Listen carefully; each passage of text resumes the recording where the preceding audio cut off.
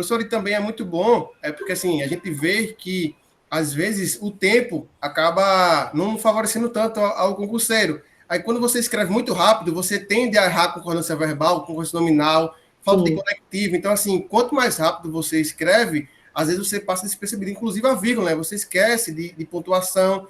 Então, assim, vocês têm que entender que português é muito importante, tá bom? É a língua nossa língua. E, assim, a gente tem que ter cuidado, porque, às vezes, a pressa, o nervosismo acaba prejudicando. Inclusive, eu acredito que André, você pode escrever muito bem, mas, assim, diante da questão do tempo, do nervosismo, do estado também do candidato na hora da prova, acaba ajudando muito, né? Então, assim, ou prejudicando muito. Então, é muito bom, galera, você prestar atenção, muita atenção a português. Vamos começar agora o módulo 5 com a professora Alessandra Nascimento, é professora excelente.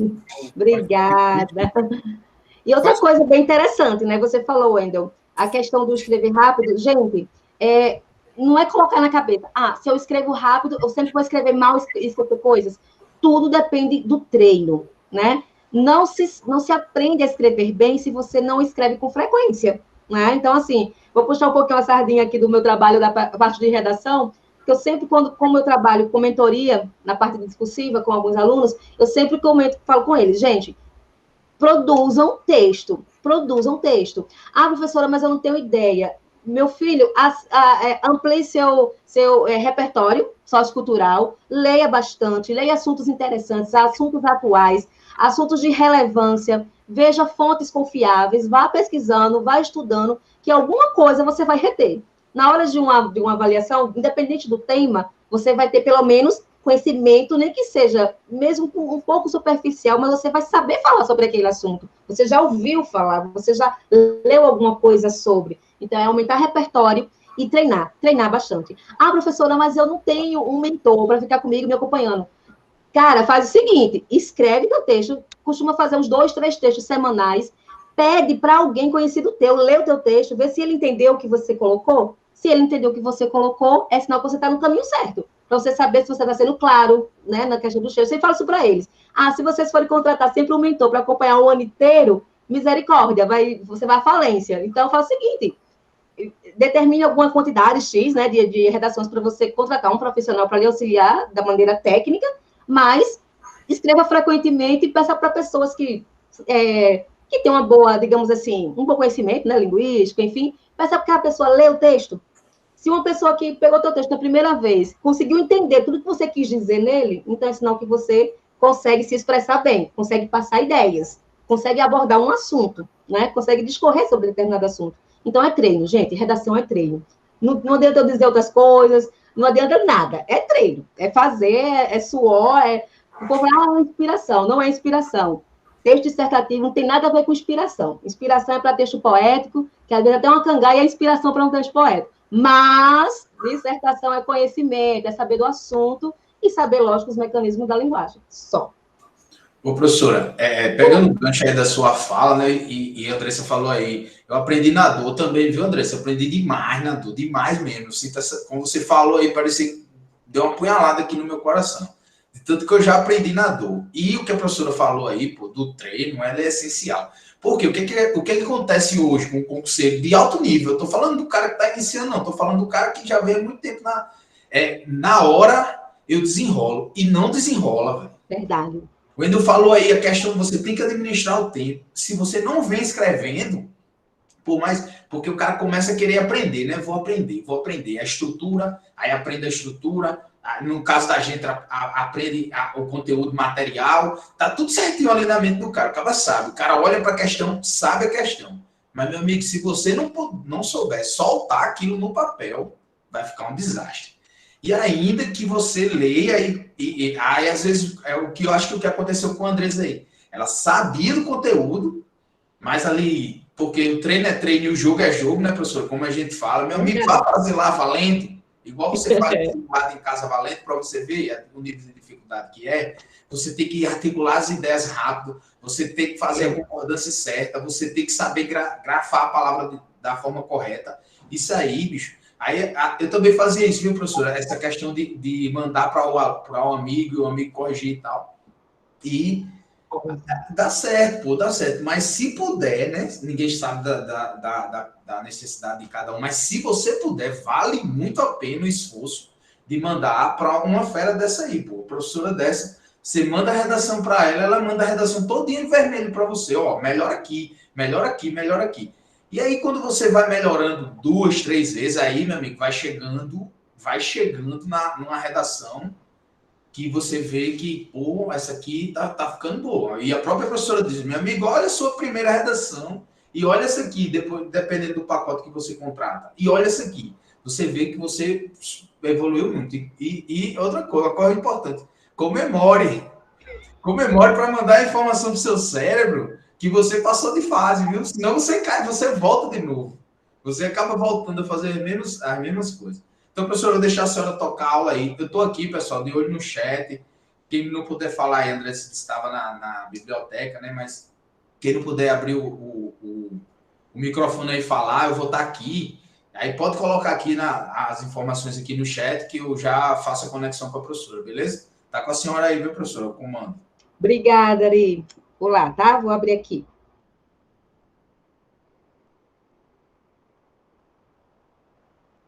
Tá aparecendo para vocês direitinho? Me deem só um feedback. Tá tudo ok, Ari? Tá aparecendo direitinho? Para mim não chegou ainda. Talvez apareça daqui um pouquinho.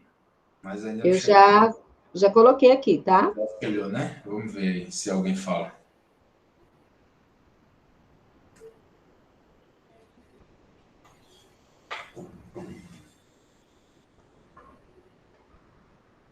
Quando eu já abro aqui, deixa eu ver aqui, só um momentinho. Gente, A professora Adriana está falando aqui que realmente não apareceu, não. Camila, não, só um momentinho. Para mim também não. Eu acho que agora vai.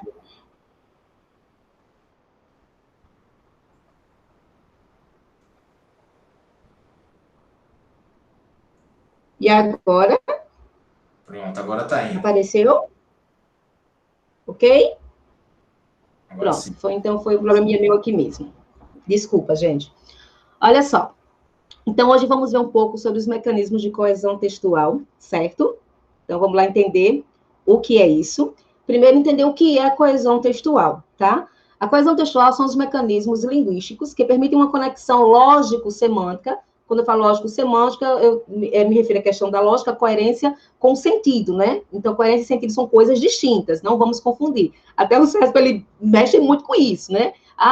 O que não afeta a coerência e o sentido. Então, para vocês terem noção que não são a mesma coisa, não se trata da mesma coisa. Então, permitem uma conexão lógico-semântica entre as partes de um texto. A ligação e harmonia, que possibilitam a amarração de ideias dentro de um texto, é feita com o uso de conjunções, preposições, advérbios ou locuções adverbiais, né? Ou locuções adverbiais. Então, preste atenção que esses bichinhos aí, ó, as conjunções, preposições, advérbios ou locuções adverbiais, são justamente os principais responsáveis por esse processo coesivo dentro do texto, certo? Claro que não são só eles, existem outras formas também, outros recursos linguísticos que também garantem coesão textual, mas os articuladores são essas classes gramaticais aí, tá, galera? Conjunções, preposições e advérbios, ou locuções adverbiais, que são conjuntos de palavras, mas que têm função adverbial, beleza? Vamos adiante. Qualquer coisa que às vezes fala um pouco rápido, gente, aí eu pareço aquele número 2 do WhatsApp. Se você falar no WhatsApp, alguém acelerar minha voz, pronto, alve os skills. Ninguém entende nada. Olha só, a coesão é essencial para garantir que o texto seja harmonioso. Quando falamos de coesão, falamos de harmonia, né? Que transmita a mensagem com clareza e que faça sentido para o leitor. Para isso é necessário empregar elementos de coesão, utilizando conjunções, pronomes, advérbios, entre outras expressões que têm como objetivo estabelecer a interligação entre os segmentos do texto. Então, tudo isso que eu coloquei inicialmente foi para dizer o seguinte: peraí, o teu texto ele tem que ter uma articulação. O que você fala agora tem que ter uma articulação com o que você vai dizer depois. Porque eu não posso me perder no meio do caminho, na ideia que eu estou desenvolvendo. Né? Eu não posso, por exemplo, fragmentar as ideias do meu texto. Meu texto ele é um todo, tá? Ele é um todo textual. Então, tem que fazer sentido do início ao fim. Aquilo que eu lanço lá na minha introdução tem que ser a base de apresentação daquilo que eu vou trabalhar no meu desenvolvimento, que eu vou realmente desenvolver, né, a minha base argumentativa, e, de certa maneira, aquilo vai colaborar para mostrar, justamente para comprovar o que eu falei na minha introdução, e servir de subsídio para, justamente, comprovar na minha conclusão aquilo que eu mencionei. Então, assim, é um todo textual. Não tem como falar, só introdução, só desenvolvimento, só conclusão. Não, é um todo, tá? Todas as partes do texto dissertativo têm que estar interligadas, sim, têm que estar coesas entre si, ok? Esse foi o primeiro momento, que a gente precisa saber. Então, vamos lá para os elementos que garantem a coesão textual. Comecemos pela questão dos conectores, né? Os conectores são elementos coesivos que fazem a coesão entre as frases. Eles instituem as relações de dependência e conexão entre os termos. Esses elementos são formados por conjunções, preposições, advérbios e advérbios conectivos, que nós já vimos anteriormente, mencionei no iniciozinho, né?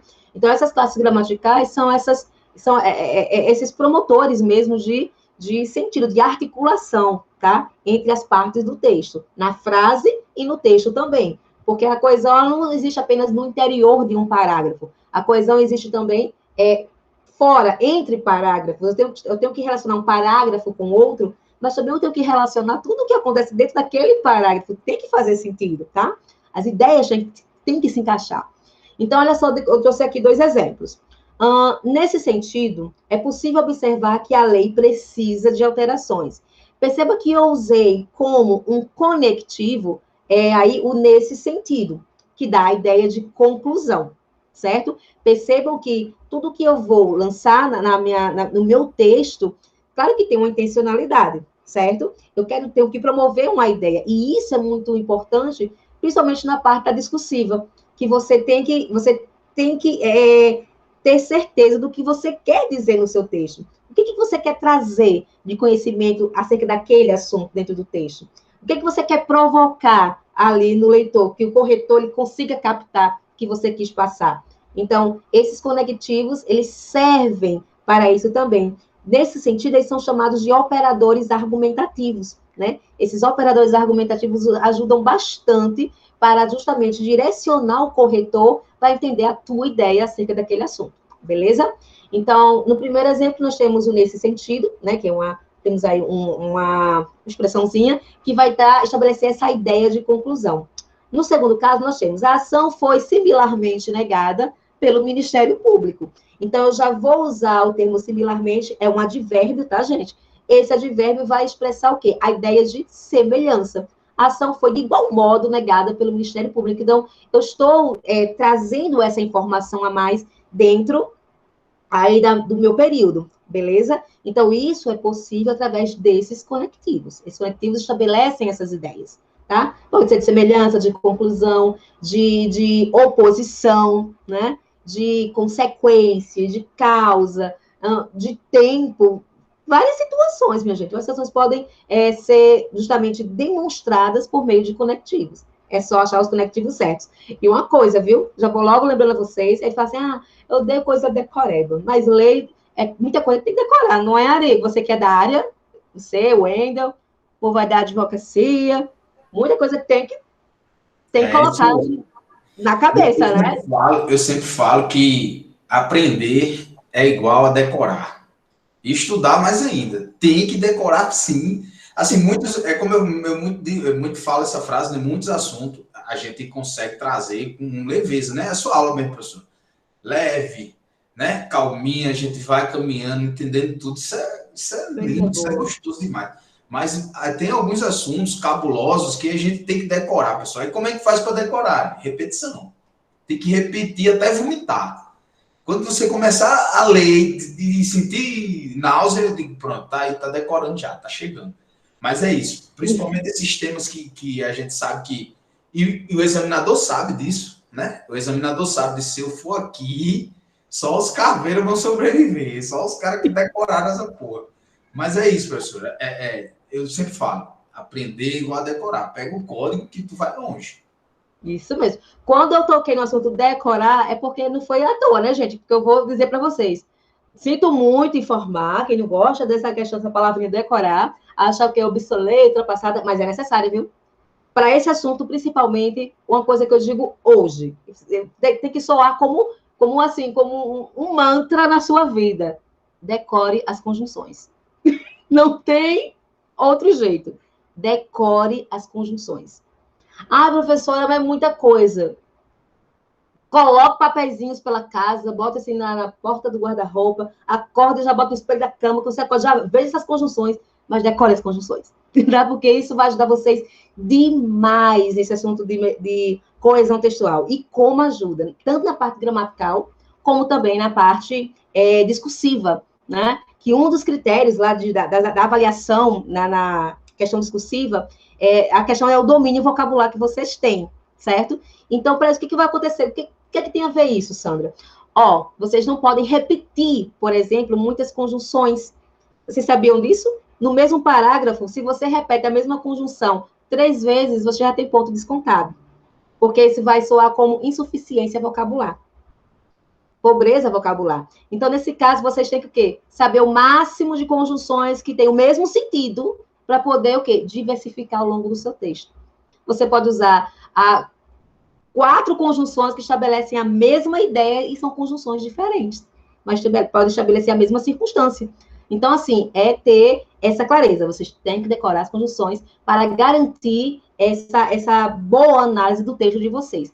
Principalmente essa questão de domínio vocabular, tá? Então, eles veem muito isso. Vamos lá, continuando, tá, galera? Qualquer dúvida, como eu falei, pode interromper a qualquer momento, sem problema nenhum. Elementos que garantem a coesão textual. Olha só.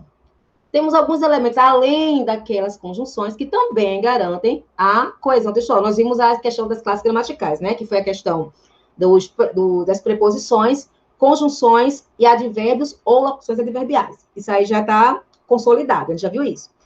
Mas acontece que existem outros elementos que também garantem coesão textual. E não são a questão de conjunções, nem preposições, nem advérbios. Outros elementos, né, outros recursos linguísticos também podem garantir coesão textual dentro, né, aí da sua produção. A primeira coisa é a questão da correlação dos verbos. O assunto, eu acho que alguns de vocês já viram esse assunto, com certeza, que é a correlação verbal.